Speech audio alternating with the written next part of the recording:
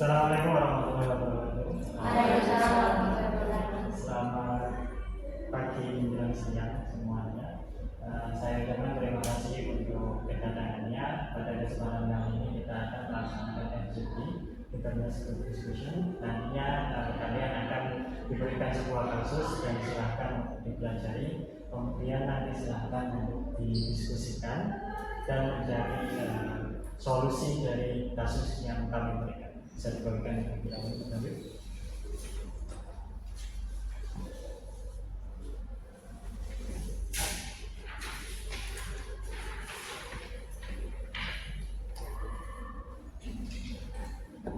Oke, kami beri waktu untuk mempelajari terlebih dahulu dengan waktu 5 menit.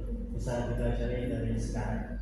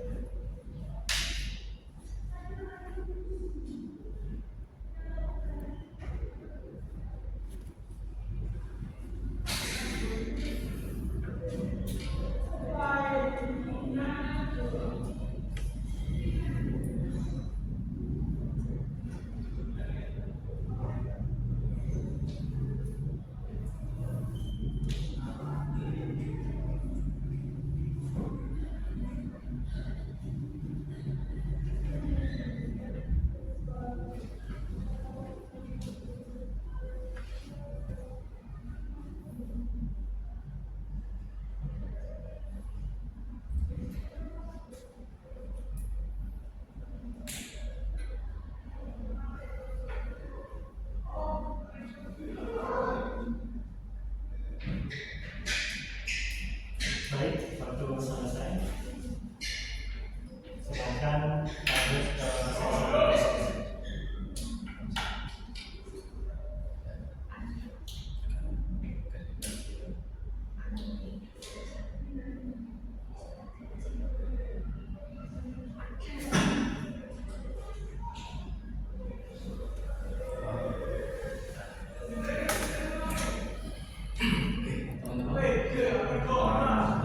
Supaya diskusi kita efektif, saya usul kita mulai dengan menyepakati dulu masalah utama dari kasus ini.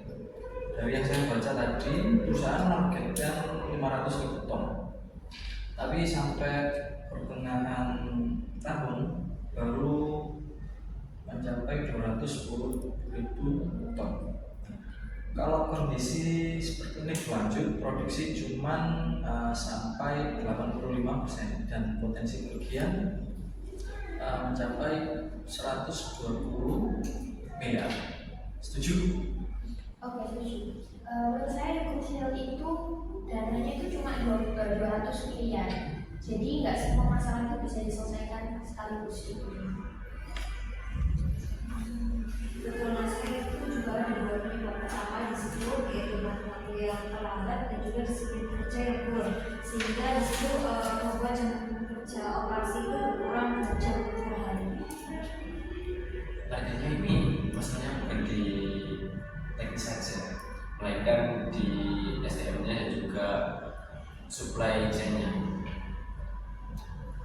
Oke, kalau kita hitung identifikasi data dan juga agensinya ya sebenarnya, secara bisnis itu kita itu bisa nyampe kehilangan ke 120 miliar dan itu bukan angka kecil kan, bahkan hampir setara sampai 60% dari dana yang tersedia.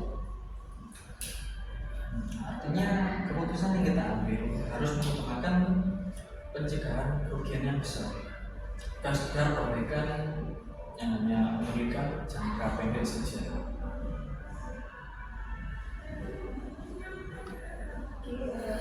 Saya mengerti kategori jam kerja di situ kategori jam kami itu sekitar 8 sampai 10% waktu operasi.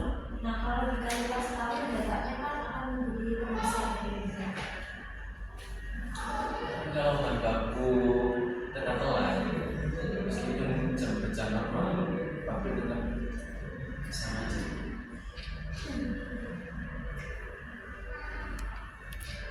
Tapi saya masih setuju sih, soalnya masalah disiplin ini kan struktural dan juga berulang.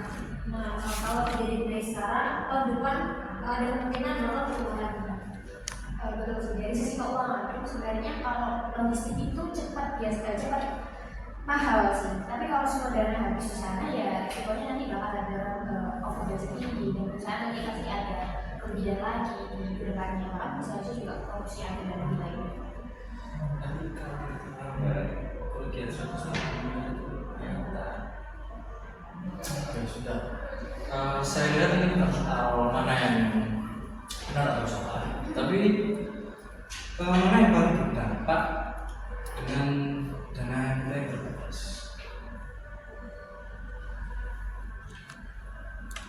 Oke, jadi kita tetap mencari poin dari konfliknya antara solusi cepat dari logistik itu tadi sama solusi berkelanjutan. Kita harus memperbaiki yang mana dulu.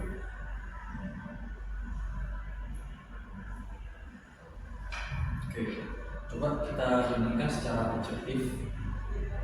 Perbaikan SDM dampaknya mungkin tidak instan, tapi menambah jam operasi harian secara konsisten.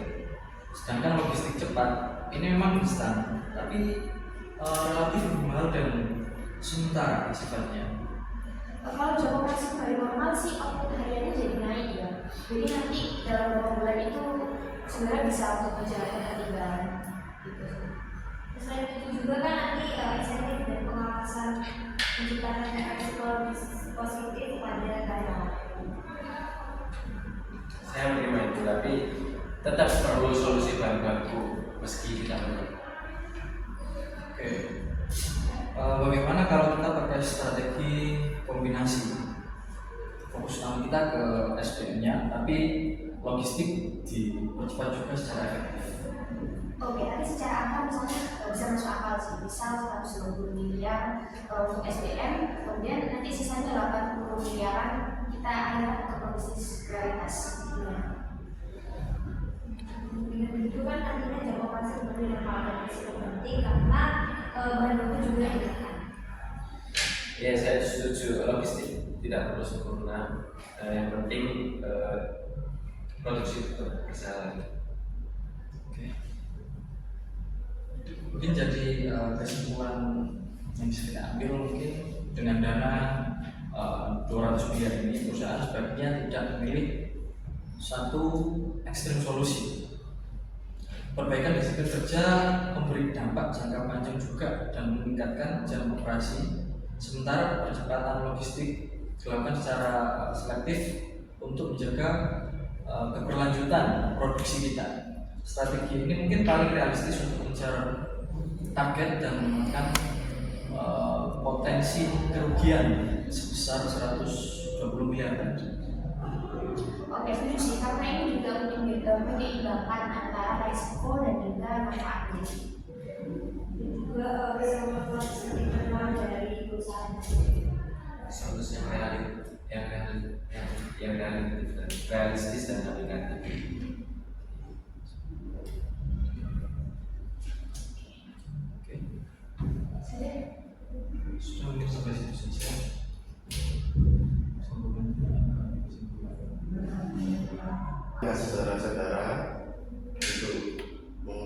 diskusinya pada siang hari ini. Hasilnya sudah saya catat. Saya ambil kembali pembahasan soal dan jawaban.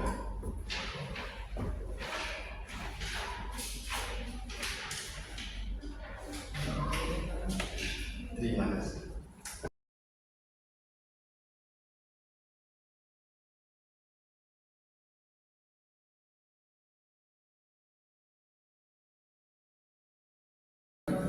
Assalamualaikum warahmatullahi wabarakatuh.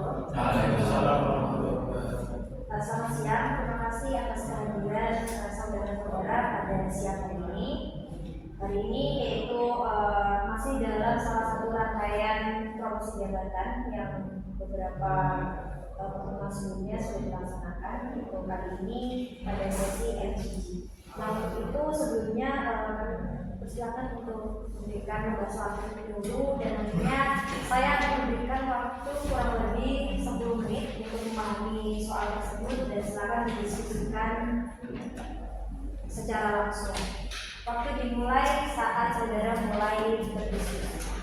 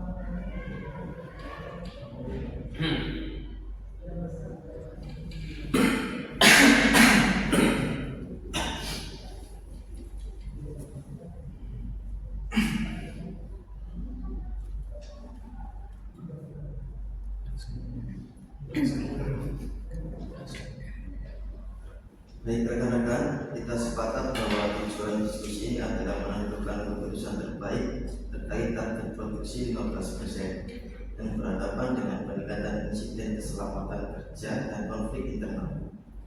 Kita diberi keterbatasan anggaran 220 miliar dan harus memilih opsi yang aman, realistis, dan berkelanjutan. Saya usulkan kita mulai dengan mengidentifikasi masalah utama dan risikonya terlebih dahulu sebelum masuk ke solusi. Oke, saya setuju. Dari data kasus kenaikan insiden dari 2 menjadi 7 dalam bulan, dan audit internal jelas menyebutkan penyebabnya ada tekanan target produksi, pengurangan waktu istirahat, serta konflik antara manajemen produksi dan tim K3.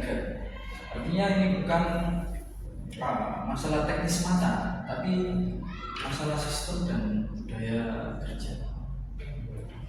Betul. Yang perlu kita garis bawahi, jika kondisi ini dibiarkan, resiko kecelakaan bakalan naik 20% dengan potensi kerugian 90 miliar.